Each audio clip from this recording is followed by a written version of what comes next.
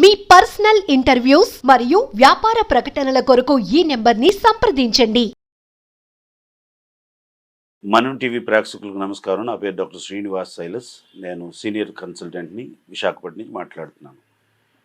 ఈరోజు ముఖ్యమైనటువంటి టాపిక్స్లో ఒక టాపిక్ ఏంటంటే షుగర్. తరచుగా ఈ మధ్యకాలంలో భారతదేశంలో ఎక్కువ మందికి షుగర్ వ్యాధిగ్రస్తులను చూస్తూ ఉన్నాం. రోజు రోజుకి ఆ సంఖ్య పెరుగుతుందనే విషయాన్ని మనందరికీ తెలుసు. షుగర్ అన్ని ఏజ్ గ్రూపుల్లో రావడానికి ప్రధానమైనటువంటి కారణాలు 4 ఉన్నాయి. 1 ఆహారపు అలవాట్లు, 2 స్వయంగా చేస్తున్నటువంటి తప్పులు, లేకపోతే ఆహారం లేక వ్యాయామం లేకపోవడం, 3 తగుమాత్రపు తిండి కాకుండా మోతాదును మించి తిండి తినడం, వ్యాయామం లేకపోవడం.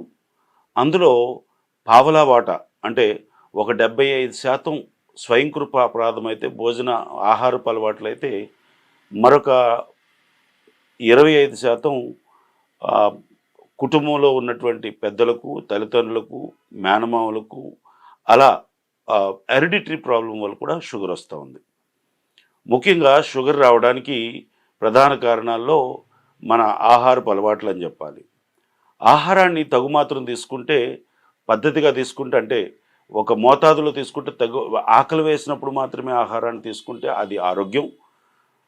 ఆహారాన్ని మోతాదుకు మించి ఎక్కువసార్లు తినడం వల్ల అది అనారోగ్యమని చాలామంది మనకు చెప్తూ ఉంటారు. అయితే నేటి రోజుల్లో కూడా అదే పరిస్థితి మనకు దాపరించింది. ముఖ్యంగా షుగర్ వ్యాధిగ్రస్తులు ఎక్కువ అవడానికి గల కారణం ఆహారపు అలవాట్లు, టెన్షన్ అనగా స్ట్రెస్ ఫీల్ అవ్వడం కూడా. అనేక మంది మందులు వాడుతున్నప్పటికీ కూడా ఇంకా షుగర్ కంట్రోల్ కాని వారు చాలామంది ఉన్నారు. వారందరికీ చెప్పేది ఏంటంటే, షుగర్ మందులు వాడడమే కాదు, దాంతోపాటు ఆహారపు అలవాట్లు, ఆహారపు నియమాలను మార్చుకోవడంతో పాటు వ్యాయామం రెగ్యులర్గా చేయడంతో పాటు మీ ఆలోచన పరిస్థితిని కూడా, అంటే మీ స్ట్రెస్, ఒత్తిడి, ఆలోచనను చక్కగా ఉంచడం, మెడిటేషన్ చేయడం చాలా ఇంపార్టెంట్. ఈ యొక్క షుగర్ వ్యాధిగ్రస్తుల్లో చాలామందికి వచ్చే షుగర్ ఎందువల్ల వస్తుందంటే, ముఖ్యంగా ఆహారాన్ని టైంకి తీసుకోకపోవడం, స్థూలకాయం అనగా ఒబిసిటీ అంటారు కదా, ఒబిసిటీ బరువు ఎక్కువ పెరగడం వల్ల, గ్లైసమిక్ ఇండెక్స్ ఎక్కువ ఉన్నటువంటి ఆహార పదార్థాలను ఎక్కువగా తీసుకోవడం వల్ల, రోజులో 3 సార్లు కాకుండా, ఆకలేసినప్పుడు కాకుండా ఎప్పుడు పడితే అప్పుడు భోజనం చేయడం వల్ల షుగర్ వ్యాధిగ్రస్తులు ఎక్కువ అవుతున్నారని చెప్పాలి. అయితే 4 విష పదార్థాలు ఉన్నాయి మనం తింటున్న వాటిలో. అందులో తెల్లటి ఉప్పు, తెల్లటి పంచదార, తెల్లటి అన్నం, అలాగే ఇతరత్ర కొన్ని ఇంకా తినకూడని ఉన్నాయి. ఈ సందర్భంగా తెలియచేస్తున్నది ఏమిటంటే, మనం ఉప్పుని, తెల్ల అన్నాన్ని, షుగర్ని, అలాగే పిండి పదార్థాలు, తెల్లగా ఉన్నటువంటి మైదాలు లాంటివి తినడం మనం తగ్గించగలిగితే చాలా వరకు మనం షుగర్ వ్యాధి నుంచి బయటకు రావచ్చు. షుగర్ని తగ్గించుకోవడం చాలా సులభం అండి. ఈరోజు నేను చెప్పబోతున్నది ఏంటంటే, షుగర్ వ్యాధిగ్రస్తులు చాలామంది మనోవేదనకు గురవడం, అదే పనిగా మందులు వాడాలా, జీవితాంతం మందులు వాడాలని నా ప్రాక్టీస్లో రెగ్యులర్గా అడుగుతూ ఉంటారు. షుగర్ని తగ్గించుకోవడం చాలా ఈజీ, షుగర్ని మళ్ళీ రివర్స్ చేసుకోవడం చాలా ఈజీ. సింపుల్, ఏమీ అవసరం లేదు. రోజులో మీకు ఆకలేసినప్పుడు భోజనం చేయండి, దానిలో అన్నం తక్కువగా ఉండేటట్టు చూడండి, చిరుధాన్యాలు వండుకొని తినడం, అలాగే చక్కెర ఉన్నటువంటి వస్తువులను తగ్గిస్తే ఖచ్చితంగా రోజులో 1 గంట వ్యాయామం చేయగలిగితే షుగర్ వ్యాధిగ్రస్తులందరూ కూడా రివర్స్ అవుతారు.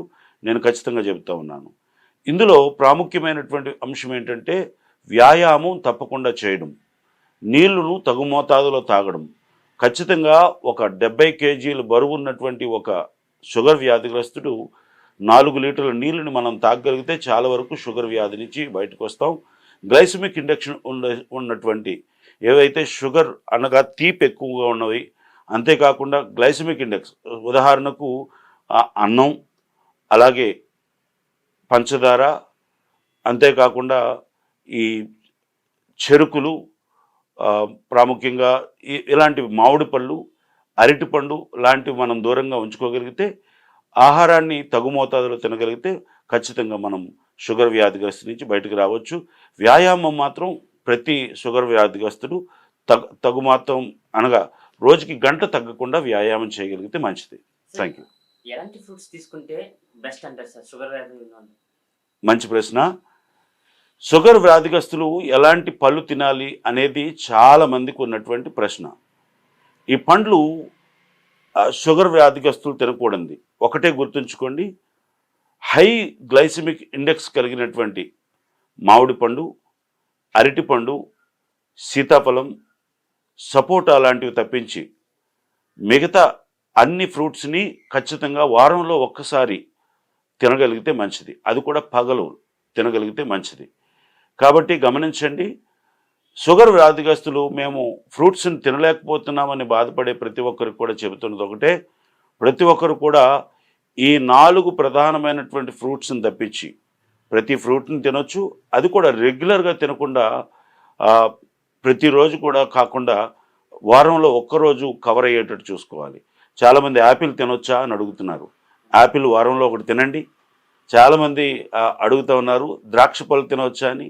మీ నోటిని చంపుకోకుండా వ్యాయామం సరిగ్గా చేయగలిగితే ద్రాక్ష పళ్ళు కూడా వారంలో ఒకరోజు తినండి.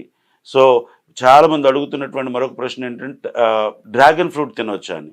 డ్రాగన్ ఫ్రూట్ కూడా వారానికి 2 సార్లు మనం తినవచ్చు. అంతేకాకుండా అన్ని ఫ్రూట్స్ని తినవచ్చు. మరి అందరికీ తెలిసినటువంటి విషయమే, రెగ్యులర్గా షుగర్ వ్యాధిగ్రస్తులు తినాల్సినవి పపాయ అండ్ జామకాయని తినొచ్చని. సో జామకాయ, పపాయని ప్రతిరోజు అతి అనగా అవి బాగా ముగ్గిపోయి కాకుండా అటు దోరగా ముగ్గినటువంటి ప్రతిరోజు కూడా ఈ యొక్క పపాయ అండ్ జామకాయని తినొచ్చు. ప్రతి ఒక్కరు కూడా ప్రతిరోజు కూడా ఈ 4 ప్రధానమైనటువంటి ఫ్రూట్స్ని తప్పించి అనగా మామిడి పండు, అరటిపండు, సీతాఫలం, సపోటా తప్పించి ఈ 4 ఎందుకు తినకూడదంటే హై గ్లైసమిక్ ఇండెక్స్ కలిగినటువంటి ఫ్రూట్స్ కాబట్టి వాటిని కొద్దిగా దూరం పెట్టి మిగతా ఫ్రూట్స్ అన్నింటినీ వారంలో కవర్ అయ్యేటట్టుగా, అవి కూడా పగలు కవర్ అయ్యేటట్టుగా చూసుకోగలిగితే ఎటువంటి ప్రమాదం లేదు. ఖచ్చితంగా వీటితో పాటు మీ రెగ్యులర్ మందులను వాడుతూ నెమ్మదిగా మీ వ్యాయామం పెంచుతూ మీ ఆహార అలవాట్లు మార్చుకొని నెమ్మదిగా అన్ని ఫ్రూట్స్ని తినవచ్చు. తింటున్నటువంటి వారు తగు మోతాదులో మీ తృప్తి కొరకు తినాలి తప్ప కడుపు నిండా ఫ్రూట్స్ తినడం అంత మంచిది కాదు. కాబట్టి వాటర్ తగు మోతాదులో తాగితే రానున్నటువంటి రోజుల్లో మీ మందులు తగ్గించుకోవచ్చు, మీ ఇన్సులిన్ డోస్ కూడా తగ్గించుకోవచ్చు. నెమ్మదిగా మీ వ్యాయామం వల్ల ప్రతిరోజు కూడా మీరు రెగ్యులర్గా వ్యాయామం చేయగలిగితే మీ షుగర్ కొద్ది రోజులు కంట్రోల్కి వస్తుంది. నెమ్మదిగా షుగర్ వ్యాధి నుంచి బయటకు రావచ్చు. Thank you. సార్ షుగర్ వ్యాధి ఉన్నాడు ఖచ్చితంగా ఇన్సులిన్స్ వాడాల్సిన అవసరం ఉందా సార్? లేదండి. షుగర్ వ్యాధిగ్రస్తులు ఎవ్వరూ కూడా ఇన్సులిన్ వాడాల్సిన అవసరం లేదు. ఇన్సులిన్ ఎప్పుడు వాడాలంటే కంట్రోల్ కానటువంటి షుగర్ స్థాయికి వెళ్ళిపోయినప్పుడు, అనగా 400 పైన దాటిపోతున్నప్పుడు, మందులు వారి మీద పనిచేయడం మానేసినప్పుడు, వీటినే డయాబెటీస్ అంటే అన్కంట్రోల్ డయాబెటీస్ అంటారనమాట. అంటే డయాబెటీస్ కంట్రోల్ కానటువంటి వ్యక్తులు ఖచ్చితంగా ఇన్సులిన్కి వెళ్ళాల్సి ఉంటుంది. ఇన్సులిన్ మీ స్థాయిలో వాడకూడదు. ఇది ఖచ్చితంగా డాక్టర్ గారు పర్మిషన్ తోటే వాడాలి. రెండో అంశం, చాలామంది షుగర్ వ్యాధిగ్రస్తులు మమ్మల్ని అడుగుతున్నటువంటి ప్రశ్న ఏమిటంటే షుగర్ కంట్రోల్ అవ్వడానికి ఇన్సులిన్ మంచిదా, టాబ్లెట్స్ మంచివా అని కూడా అడుగుతూ ఉన్నారు. వాస్తవానికి ఒక స్థాయిలో షుగర్ 400 పైచీలకు దాటిపోయిన ప్రతి ఒక్కరు కూడా టాబ్లెట్లు వాడడం కంటే ఇన్సులిన్ వాడడమే మంచిది.